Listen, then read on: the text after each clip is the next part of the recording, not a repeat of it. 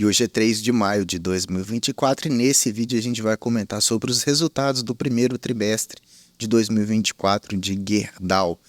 Teve um lucro líquido de 1.250 bilhões de reais, lucro esse que foi 47,9% quando a gente compara com o mesmo trimestre do ano passado. Alguns trimestres, os últimos 3 trimestres, Gerdau vem sofrendo bastante com queda nas suas receitas e queda no lucro. E será que está atrativo ainda ser um investidor de Gerdau? Vamos entender aqui nesse vídeo tudo o que está acontecendo sobre as suas receitas, sobre os seus lucros, sobre o endividamento, sobre a distribuição de dividendos e sobre os indicadores fundamentalistas de Gerdau para que você se torne um investidor consciente, um investidor cada vez mais hábil a tomar suas próprias decisões, tá certo? Bem-vindo ao canal do Investidor Classe Média, eu sou o Gustavo, bora pro vídeo. E se a gente para analisar numa perspectiva mais a longo prazo, vamos pegar aqui os últimos 4 trimestres, a gente entende que, excluindo esse último trimestre aqui, que é a última barrinha do gráfico que você está vendo, a gente observa o quê? Queda nas suas receitas e uma queda no lucro. Porém, com o resultado desse trimestre agora, a gente percebe uma possível reversão nesse resultado. Lucro antes que estava decrescente, agora passa a ficar mais crescente. E assim com a receita também. Mas para a gente entender essas questões dessa queda dessas receitas, a gente precisa entender um pouquinho da macroeconomia, tá? Explicando aqui rapidamente para o vídeo não ficar tão extenso, ocorre que o excesso de produção do aço chinês, impulsionado pela expansão absurda do próprio país, fez com que houvesse um excesso de produção daquele aço, inclusive subsidiado pelo próprio governo chinês. Então, lá na China tinha muito aço sobrando, muita produção. O governo fez com que incentivos para que houvesse exportação. Então, como a China produz um aço muito barato, devido à mão de obra, devido à baixa qualidade do minério e devido aos próprios subsídios do governo, exportou-se muito para os outros países, inclusive aqui para o Brasil, com um preço muito atrativo. Então, o brasileiro aqui, as indústrias, elas preferem comprar o aço chinês mais barato, um pouquinho inferior, mas mais barato, do que comprar o próprio aço nacional. Isso não é só no Brasil, nos outros países também, tá? Na Europa, Estados Unidos, México. Então, isso fez com que as receitas brasileiras das vendas do aço aqui tivessem uma queda expressiva, não só com a Gerdau, mas com as nossas siderurgias em geral. Então, o que o mercado do aço fomentou? O mercado do aço pressionou o governo para que houvesse uma taxa de importação para os produtos que vieram lá da China. Isso não acontece somente aqui no Brasil, tá? Os outros países que sofreram com isso também aumentaram essa alíquota de importação, em torno de 25% de alguns produtos. Isso para quê? Para que o mercado começasse a ficar mais competitivo e o comprador analisasse com melhor critério entre comprar o aço que está aqui no Brasil e o aço de importação.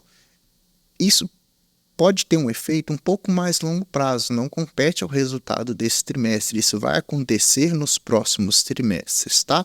O resultado desse trimestre foi impactado, mas basicamente pelo maior fomento das vendas dos Estados Unidos. Então lá houve um maior incentivo para as construções, para o comércio geral, e isso fez com que a venda melhorasse também. O preço do dólar ajudou um pouquinho nessa questão, tá? Então, quando a gente analisa aqui as suas receitas líquidas, né, tudo que foi vendido ali e recebido, né, o quanto que a empresa recebeu, a gente percebe justamente aquilo. Do primeiro trimestre de 2023 para cá, queda nas receitas, né? O primeiro TRI de 2023, 18,8 bilhões. Nesse primeiro trimestre de 2024, 16,2 bilhões de reais em receitas. Isso é uma queda de 14%, porém é um aumento de 10% do que foi no trimestre passado, né? 3 meses atrás tivemos os resultados divulgados, inclusive aqui no canal, com uma receita de 14 bilhões. Já nesse trimestre, já passou-se para 16 bilhões. Então, aí começa-se aquela reversão dos seus lucros, né? Se a gente analisa aqui as receitas e depois o seu lucro antes dos juros, impostos, depreciação e amortização referido pelo nosso EBITDA, a gente percebe também que ele caminhou para essa mesma queda, né? De 4,3 bi de EBITDA com uma margem de 22, passou para, no terceiro TRI de 2023, para 2 bi de EBITDA. Isso foi uma queda bastante bruta, porém, quando a gente analisa do nosso último trimestre aqui de 2024, 2,8 bilhões em EBITDA, com uma margem de 17,3%, mostrando também essa reversão no seu EBITDA. Então a gente tem reversões nas receitas e reversão no EBITDA. Já quando a gente parte para o lucro líquido e para a sua margem, que é muito importante aqui para o investidor e para a empresa em si, que é um montante final que sobra de tudo que a empresa faz, observe que a gente teve no último trimestre 748 milhões só de lucro, agora nesse trimestre 1,2 bilhão de reais em lucro líquido, tá? Com uma margem líquida de 7,7%. Claro que não é comparado com o primeiro TRI de 2023, que foi de 2,4 bi, né? Com uma margem de 12,8, mas a gente entende essas mudanças que a empresa fez, esse maior capacidade de geração de caixa, propiciou também um aumento ali expressivo nos seus lucros, né? Dando um pouco mais de refresco ali, tanto para nós acionistas quanto para a própria empresa. Quando a gente analisa isso, então, se ela estava com queda de receitas, quedas de lucros, queda do EBITDA e agora uma possível reversão nesse resultado, a gente olha para o seu endividamento.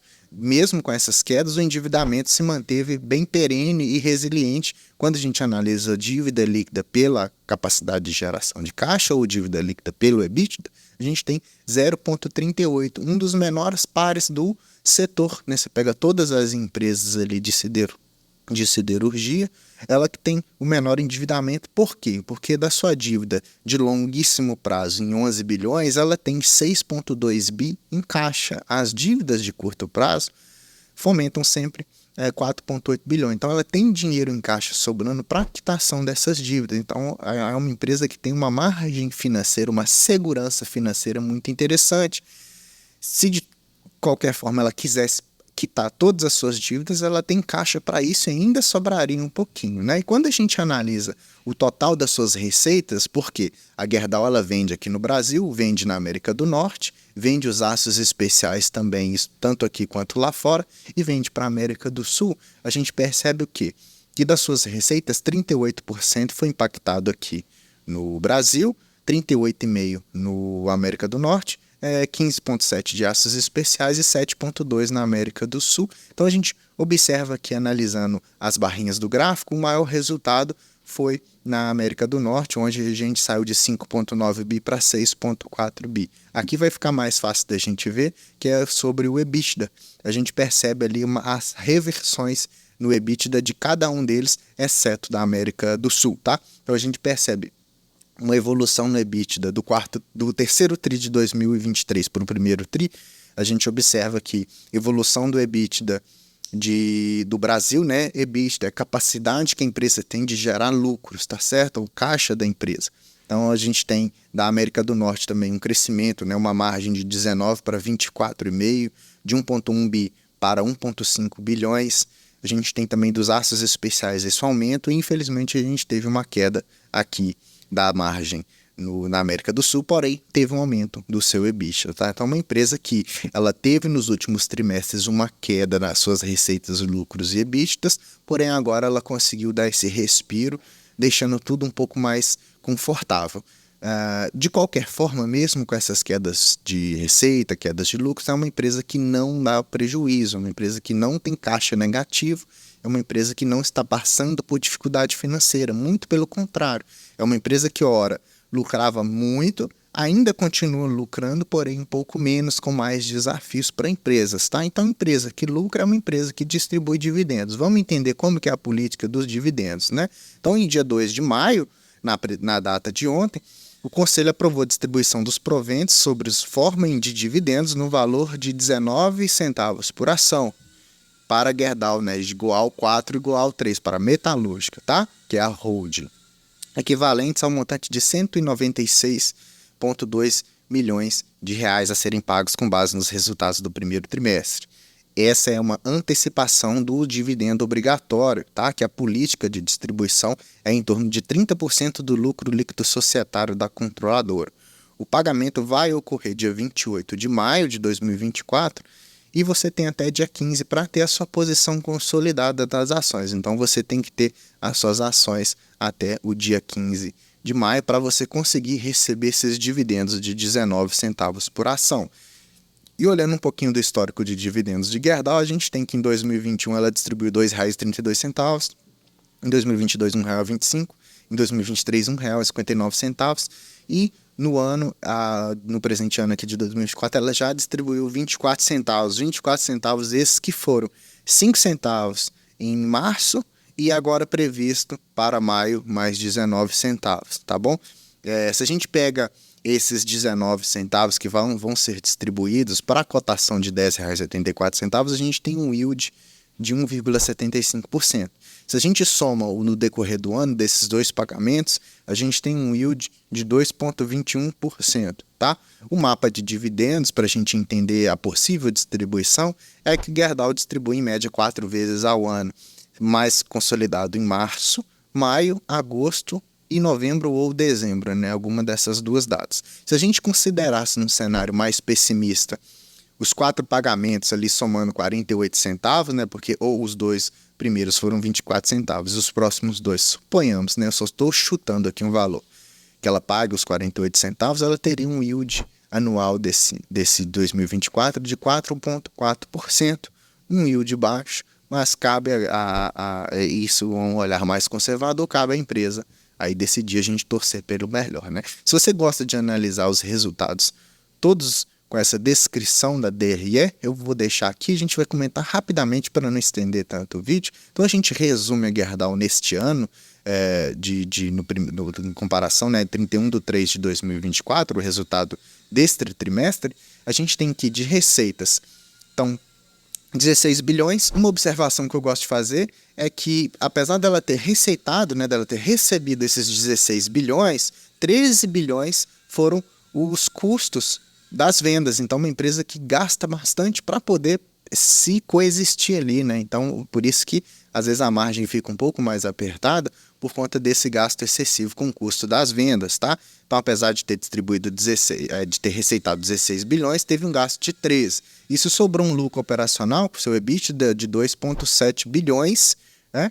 E lá embaixo, no lucro líquido, depois de descontar todas as despesas, a gente tem 1,2 bilhões de reais em lucro líquido.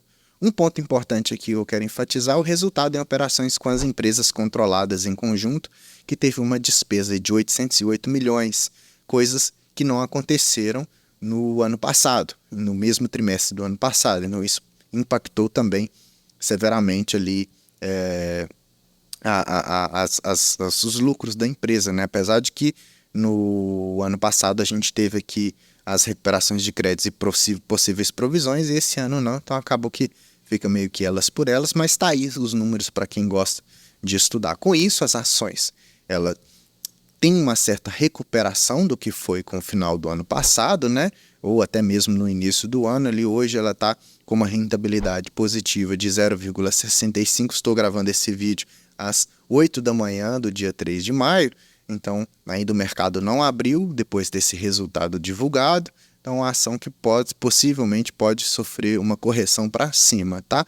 É só especulação minha aqui, mas a gente gosta de comprar sempre ação barata, comprei bastante abaixo dos R$10 aí, fiquei feliz. Falando em comprar, o que os analistas dizem, não aqui o canal, tá? Não sou eu que estou dizendo, os analistas dizem para manutenção do ativo, então não comprar nem vender, guarda ali na sua carteira, vai recebendo os dividendos e aportando do jeito que você gostar ali os seus dividendos, mas tem um potencial para chegar a R$12,60 ali nos próximos 12 meses. Não sei se isso é um cenário muito possível, mas tá aí, né? Para quem quer ser investidor, analisar os indicadores fundamentalistas, eu destaco alguns aqui. Quando você olha os últimos 12 meses, a gente tem um dividend yield de 14,2, a gente tem um preço-lucro, né? Negociando a 4,08 vezes o seu lucro, que é um bastante atrativo para o investidor, né? Isso resume-se que em 4 anos você teria ali o seu capital retornado em forma de proventos e valorização das ações, bastante curto, né, para o investimento em bolsa, tá? Que você tem uma ideia, a PL da bolsa chega em torno de 8. O preço sobre valor patrimonial muito baixo também, 0,62, então uma empresa que negocia abaixo do seu valor, tá? Ela tem um valor de firma também bastante atrativo, 1,2 EV/EBITDA, tem uma dívida super baixa de 0,32, tem uma liquidez corrente interessante de 3,02, portanto tem bastante dinheiro em caixa, né? ela está com um crescimento ali de um retorno sobre o patrimônio do investidor de 15,29 e um crescimento das receitas de 17,42, tá? Bem interessante os seus números, um dos melhores do segmento, tá bom? Se a gente pergunta se foi um bom investimento Gerdau nos últimos 5 anos, a gente observa que por esse gráfico, sim, quem investiu em Gerdau de 2019 e segurou as ações até a presente data, teve um crescimento de 153%, tanto em valorização quanto em redistribuição de dividendos. Isso ganha muito da renda fixa, que está aqui em 46,6%, e ganha do Ibovespa, que está em 32,41%, mostrando que quem investiu em Gerdau teve uma boa rentabilidade.